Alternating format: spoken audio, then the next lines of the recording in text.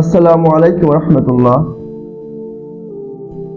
প্রত্যেক মানুষের মৃত্যুর পরে 5টি প্রশ্নের সম্মুখীন হতে হবে। এই 5টি প্রশ্নের উত্তর দেওয়া ব্যতীত কোনো আদম সন্তান, কোনো মানুষ এক কদম পা এগিয়ে যেতে পারবে না। আব্দুল্লাহ ইবনে মাসউদ রাদিয়াল্লাহু আনহু হতে বর্ণনা করা হয়েছে, রাসূল পাক সাল্লাল্লাহু আলাইহি ওয়াসাল্লাম বলেছেন, প্রত্যেক আদম সন্তানকে 5টি প্রশ্ন করা হবে। এই 5টি প্রথম প্রশ্ন হচ্ছে, তোমার জীবন কোন পথে ব্যয় করেছ?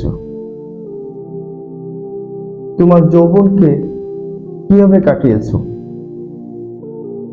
কোন পথ থেকে তুমি আয় করেছ? কোন মাধ্যম থেকে, কি উপায়ে তুমি আয় করেছ? এবং কোন পথে, কোন মাধ্যমে, কোন খাতে তুমি সেটা ব্যয় করেছ? এবং তোমার অর্জিত জ্ঞান অনুযায়ী কতটুকু আমল করেছো? তাহলে প্রথম প্রশ্ন হলো, তোমার জীবন কোন পথে কাটিয়েছো? তোমার যৌবন কিভাবে কাটিয়েছো? তুমি কোন পথে আয় করেছো এবং কোন পথে সেটা ব্যয় করেছো?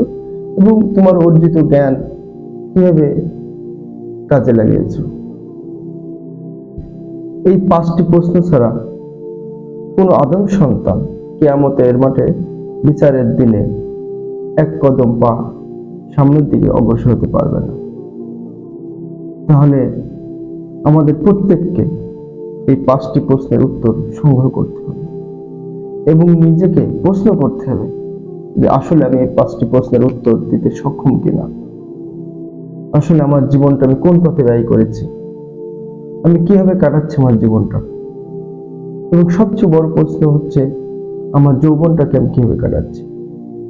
হে যুবক ভাই বোনেরা, আমরা আমাদের যৌবনটাকে মনে করছি আনন্দ ফুর্তি কাটার সময় এবং ভাবছি যে সময় তো অনেক হয়ে গেছে, আমি বয়স্ক হলে ইবাদত করব। কিন্তু প্রিয় ভাই বোনেরা, মৃত্যু কখনো বয়স দেখে না। যৌবনের প্রতিটা ইবাদত গুরুত্বপূর্ণ। আরশের ছায়ায় 7 শ্রেণীর মানুষের স্থান হবে, তার ভিতরে এক শ্রেণী হচ্ছে যৌবন বয়সী যারা বেশি বেশি ইবাদত করেছে। এই যৌবনের সময়টা অনেক গুরুত্বপূর্ণ। পৃথিবীর যত প্রকার সেক্টরের চাকরি বলেন, যে কোনো কর্মক্ষেত্রে যুবকদেরকে প্রাধান্য দেওয়া হয়। কেন দেওয়া হয়? কারণ এই বয়সটা হচ্ছে গুরুত্বপূর্ণ। কিন্তু আল্লাহ তাআলা ইবাদতের ক্ষেত্রেও যৌবনের সময়টাকে অনেক গুরুত্ব দিয়েছে। তাহলে 1 নম্বর প্রশ্ন, আমার জীবনটাকে আমি কিভাবে কাটিয়েছি বা আমরা আমাদের জীবনটাকে কোন পথে কাটাচ্ছি। 2 নম্বর প্রশ্ন হচ্ছে, আমাদের যৌবনটা আমরা কিভাবে অতিবাহিত করছি। এবং 3 নম্বর প্রশ্ন, আমাদের কর্মক্ষেত্রে আমরা কোন পথ থেকে আয় করছি, কিভাবে আমাদের আয়ের উৎসটা কিভাবে হচ্ছে, হালাল কিনা হারাম, এই বিষয়টা জাস্টিফাই করতে হবে।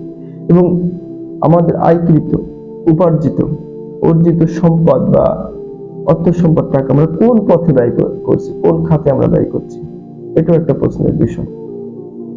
এবং আমরা দুনিয়ায় চলার পথে যে জ্ঞান অর্জন করছি বা আমরা মুসলিম হিসেবে যে জ্ঞান আমরা পেয়েছি, সেই জ্ঞান অনুযায়ী আমরা কতটুকু আমল করছি এবং অর্জিত জ্ঞানের অবশ্যই হিসাব নিয়ে হবে।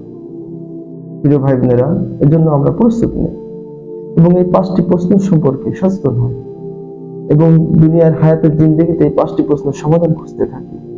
এই 5টি প্রশ্নের সমাধান যদি আমরা তৈরি করতে পারি, তাহলে আমাদের পরকাল, ইহকাল এবং পরকাল, দুনিয়ার জীবন এবং আখিরাতের জীবন হাসানা হবে এবং সুন্দর হবে। প্রিয় ভাই বোনেরা, তাহলে আমাদের প্রধান দায়িত্ব হচ্ছে এই 5টি প্রশ্নকে সামনে রেখে দুনিয়ার জীবনকে অতিবাহিত করা। হোক সে যুবক, হোক সে বৃদ্ধ, হোক সে কর্মজীবী, প্রতিটা সেক্টরে এই 5টি প্রশ্নের সাথে রিলেটেড। আপনার জন্ম থেকে মৃত্যু পর্যন্ত প্রতিটা বিষয়ে 5টি প্রশ্নের সাথে রিলেটেড। এজন্য আমরা চেষ্টা করি এই 5টি প্রশ্নের উপযুক্ত উত্তম সমাধান এবং উত্তর নিয়ে পরকালে পারি। যে কোনো মুহূর্তে আজরাইল আলাইহিস সালাম, মৃত্যুর ফেরেশতা আমাদের দেখা করতে পারে। যে কোনো জায়গায়, যে কোনো পরিস্থিতিতে, যে কোনো সময়, যে কোনো দিনে আমাদের দেখা করবে। এই জন্য প্রিয় দিনী ভাই বোনেরা, আমরা 5টি প্রশ্নের সমাধান খুঁজি।